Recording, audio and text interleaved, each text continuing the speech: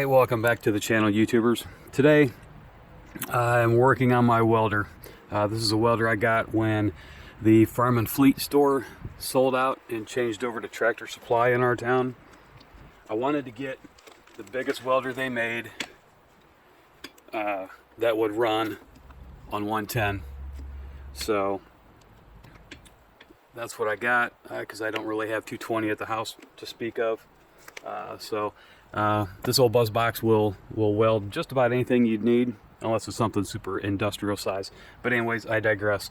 I have a problem with the feed. I was welding and I had a piece of wire stuck and wouldn't come out. So I took the tip off, unscrewed it, pulled gently with pliers, and for some reason it would not come out, and it just kept busting shorter and shorter. So let's see if I can open this up here. Get this in the camera. So what we have here is, here's the wire that busted, and what I did was I unscrewed this box, or this portion here, and tried to get in to the wire and the gun itself, and this piece of coil here goes right there, and then the wire feeds in that and then comes down and goes out through the end of your gun. And then when you hit the trigger, it makes this turn, and this is down here with tension on it, and it feeds it through. Well, anyways, I tried pulling it out from this end and wouldn't work. So I don't know, it's cramped somewhere in here. This thing finally busted the other day. I can't get that wire out, and it's all the way to there, so I can't get at it anymore. And this one is all the way in here. I've taken this tip off and can't get it, so screw it. Alright, so I got this off of Amazon. It's from Yes Welder. It seemed to be a good match for what I had.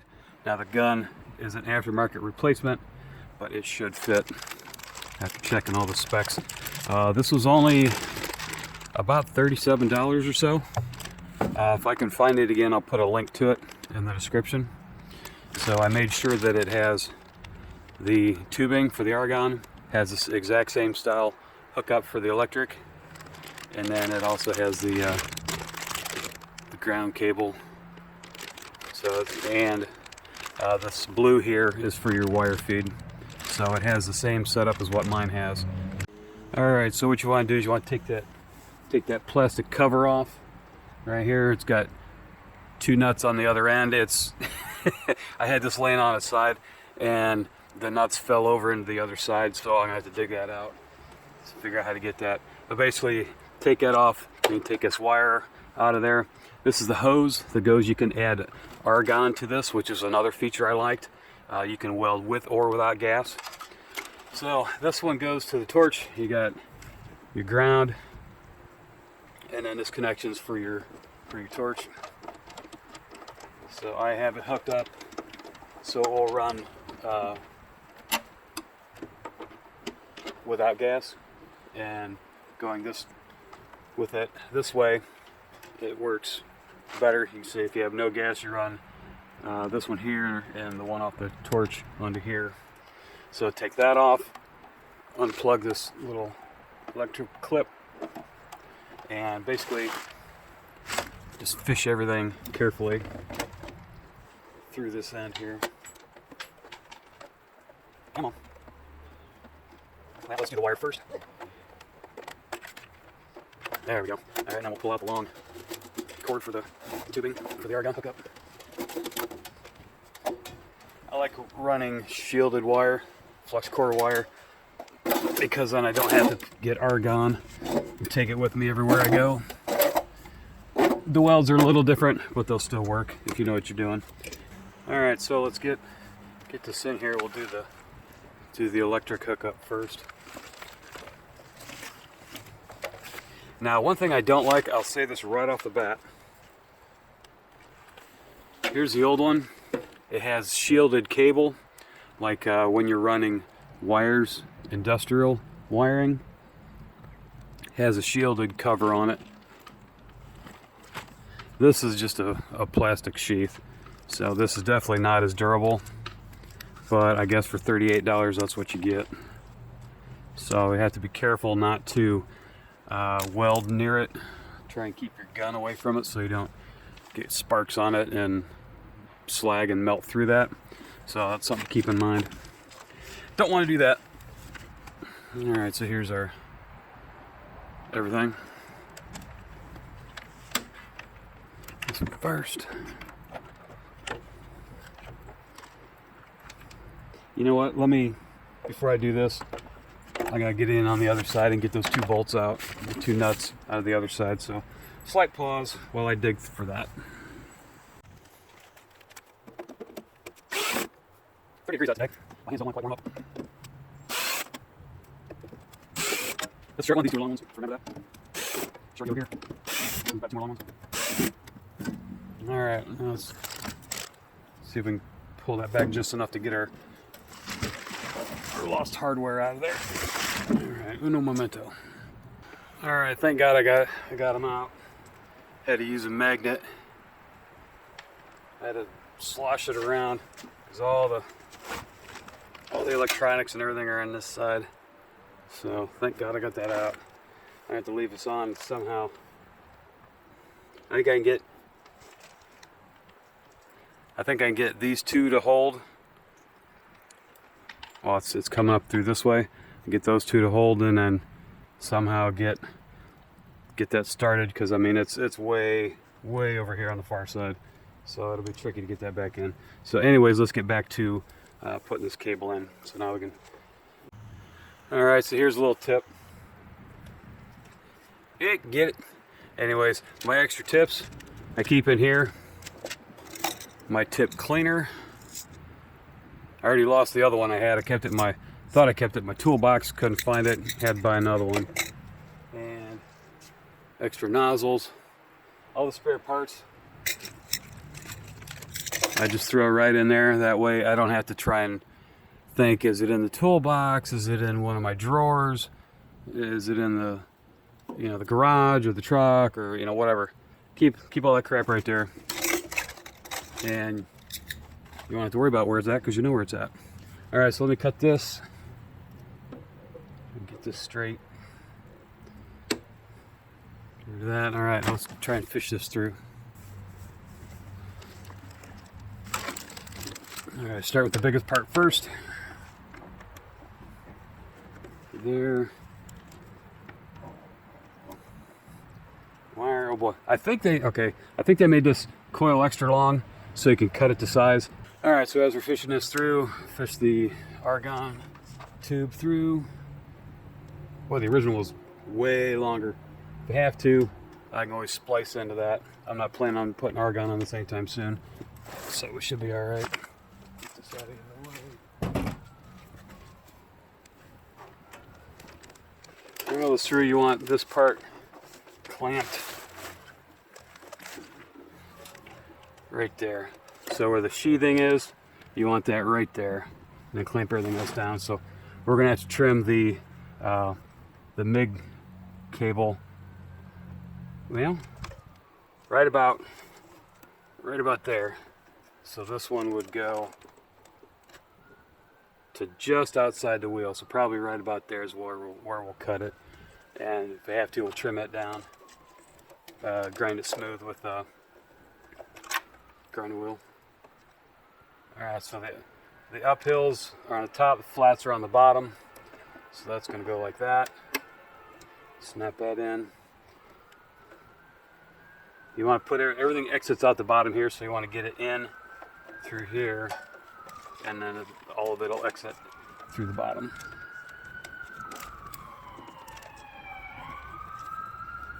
Loop this around, hook that up. Fire truck going somewhere. Please, Lord, don't let their house burn down, especially in the winter. That's no fun. That's such a hardship. All right, I think I'll go around that for this part.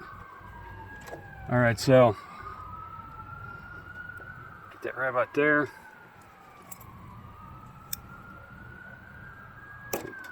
Cut that right about there. So what we can do is pull this out to the side, cut it. Always double check because you don't want to get it too short and then, oh crap, I screwed up. So now that I put that back in, that's a little bit on the long side. So long side is good, we can always cut it again.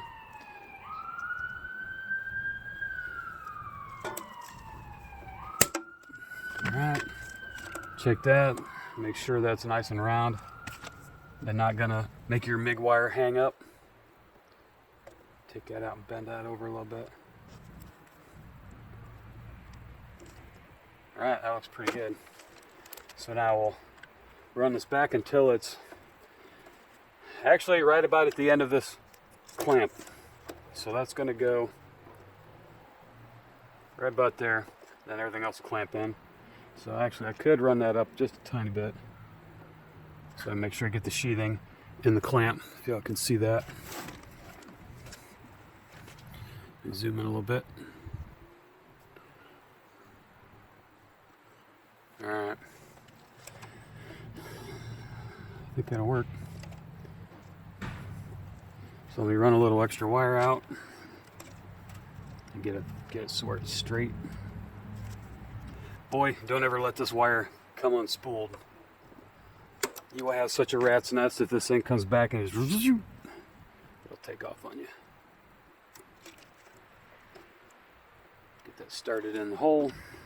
Thread the needle.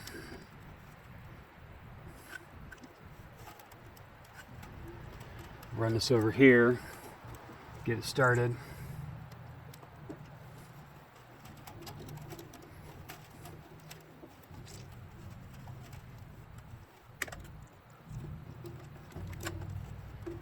Why is that?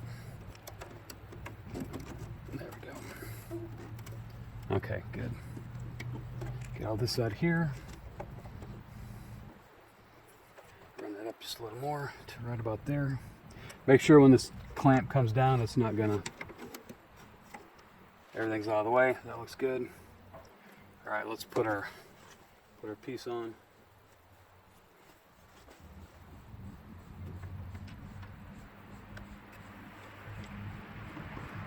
Exit out the bottom for all the other hoses and wires. Run that feed cable up just a little bit. All right, so let me go ahead and clamp this down and then we'll come back. All right, so I got my hand down in there and got it started. I got it hand tight on that side. Now let's take a look down here. Hopefully it'll catch as I tighten from this side. Not really. I'm gonna have to get in there with some long nose and needle nose pliers. But I did get these two in and they're tight. So let me pause for a second and tighten them up from the other side. All right, so we got it all snug tight. So when you feed your wire through to the gun, you want to take your tip off, your torch nozzle, and then also take this tip off. And I'm gonna have to get pliers for that. Yeah, because that's on there. Another pause. All right, so take that off. This is actually, it has it stamped on there, 30. If you use flux core wire, you can choose between 30 and 35. I actually use, I think, 35. So what I'm gonna do is I'm gonna put one of my 35 tips on there because I like a little bit of wiggle room.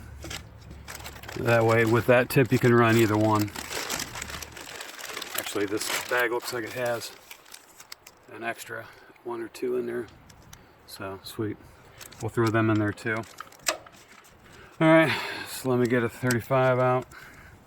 So I like the extra wiggle room. That gives it less chance to snag and give it another excuse to hang up and snarl in here if you ever had that before. So we'll leave that out until we get the wire all the way through. So these are tight. We take this part here, slide it up over top of that. Actually, let me loosen that just a little bit. Slide that up over that collar and then tighten it down. You don't want it too tight because sometimes if it starts to slip or something grabs in here, it'll just spin instead of snarl. You know, when you don't see your wire coming through, stop right away, open this up, take a look, because once you snarl that, you got to cut. This is at least 6 foot, and you got to throw away at least 6 foot of wire. This spool here is about 85 bucks, so I would rather use that 6 foot to be welding something. So I believe we're ready to try it out. Hit the power switch. Now what you want to do is you want to watch right here. Let me zoom in on that just a little bit. You want to bump your button just a little, and watch and make sure it doesn't snarl, or to see if it is tight enough to start spinning it through. You know, watch, see if your spool is turning. So here we go.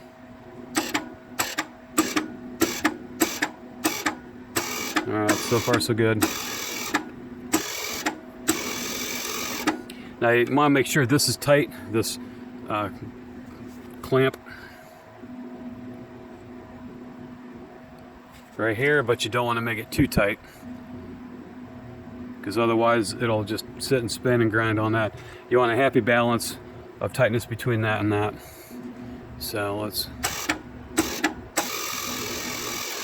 that's so far so good. And then as this comes up through the hose, if you grab on back here, you know, a couple feet back, you can kind of feel it coming through the hose.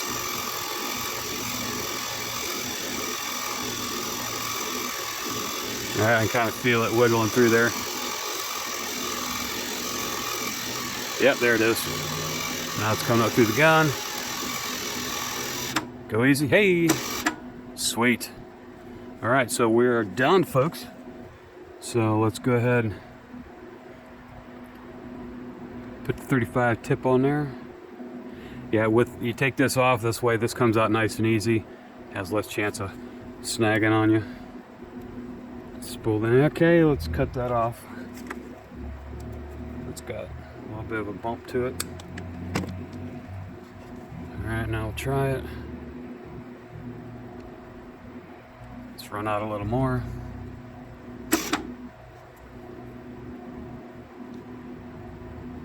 There we go.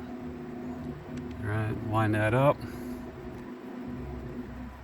Run that in. Now I found out that this MIG works better just running that instead of running the shield cone on top of it. I'll put it on there for now so I don't lose it.